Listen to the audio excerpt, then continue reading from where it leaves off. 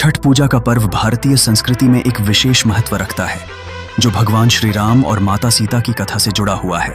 रामायण के अनुसार जब भगवान श्री राम और माता सीता 14 वर्षों के वनवास के बाद अयोध्या लौटे, तब ये खुशी के क्षण थे। अयोध्या वासियों ने दीपों की रोशनी से पूरा नगर जगमगा दिया। इस पवित्र अवसर पर श्री राम और सीता ने अपने राज्य की सुख समृद्धि और प्रजा की खुशहाली के लिए एक विशेष अनुष्ठान का निर्णय लिया। कार्तिक शुक्ल षष्ठी का दिन विशेष रूप से चुना गया था। इस दिन भगवान श्री राम और माता सीता ने पवित्र जल में स्नान किया, जिससे उनकी आत्मा पवित्र हुई। इसके बाद उन्होंने सूर्य देव को अर्घ्य अर्पित किया, जो सूर्य की पूजा का एक महत्वपूर्ण अंग है। इस प्रक्रिया में प्रार्थना, भक्ति और श्रद्धा का समावेश होता है। इस आराधना का आधार यह था कि वे सूर्य देव से आशीर्वाद मांगना चाहते थे, ताकि अयोध्या में समृद्धि और खुशहाली बनी रहे। भगवान श्री राम और माता सीता की इस भक्ति से सूर्य देव अत्यंत प्रसन्न हुए और उन्होंने अयोध्या को समृद्धि का आशीर्वाद दिया।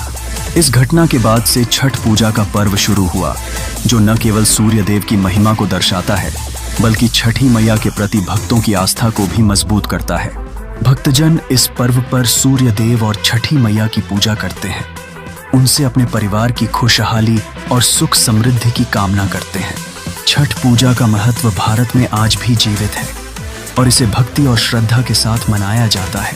यह पर्व लोगों को एकत्रित करता है, जहां परिवार और समुदाय के लोग साथ मिलकर पूजा करते हैं। सूर्योदय और सूर्यास्त के समय अर्घ्य अर्पित करना इस पर्व का सबसे महत्वपूर्ण भाग है। जल में खड़े होकर सूर्य देव को अर्घ्य देना आस्था और भक्ति का प्रतीक है, जिसमें लोग अपनी इच्छाओं और आकांक्षाओं को सूर्य देव के सामने रखते हैं। इस प्रकार छठ पूजा न केवल एक धार्मिक अनुष्ठान है, बल्कि यह सामाजिक समरसता और पर्यावरण की रक्षा का प्रतीक भी है। यह पर्व हमें अद्यतन और पुनर्जन्म का एहसास भी कराता है, जो जीव जाति और प्रकृति के साथ हमारे संबंधों को मजबूत करता है।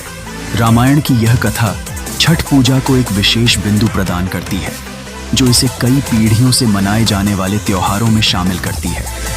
छठ पूजा का पर्व भारतीय संस्कृति में एक विशेष महत्व रखता है, जो भगवान श्री राम और माता सीता की कथा से जुड़ा हुआ है।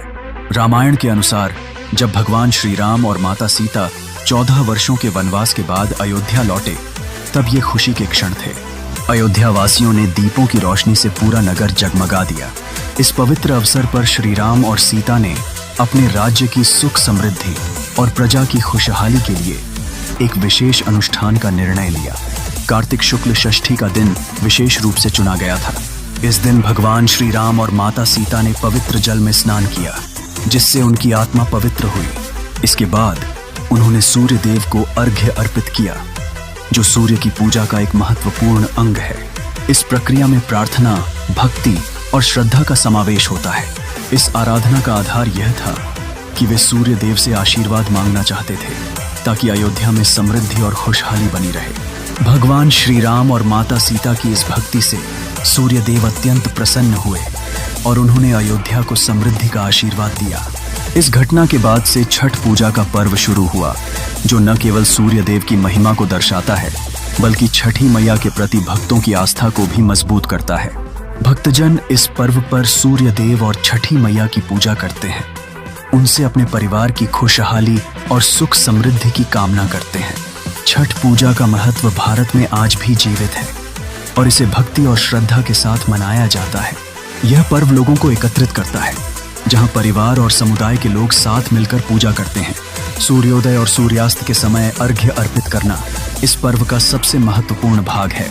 जल में खड़े होकर सूर्य देव को अर्घ्य देना आस्था और भक्ति का प्रतीक है, जिसमें लोग अपनी इच्छाओं और आकांक्षाओं को सूर्य देव के सामने रखते हैं। इस प्रकार छठ पूजा न केवल एक धार्मिक अनुष्ठान है, बल्कि यह सामाजिक समरसता और पर्यावरण की रक्षा का प्रतीक भी है। यह पर्व हमें अद्यतन और पुनर्जन्म का एहसास भी कराता है, जो जीव जाति और प्रकृति के साथ हमारे संबंधों को मजबूत करता है। रामायण की यह कथा छठ पूजा को एक विशेष बिंदु प्रदान करती है, जो इसे कई पीढ़ियों से मनाए जाने वाले त्योहारों में शामिल करती है।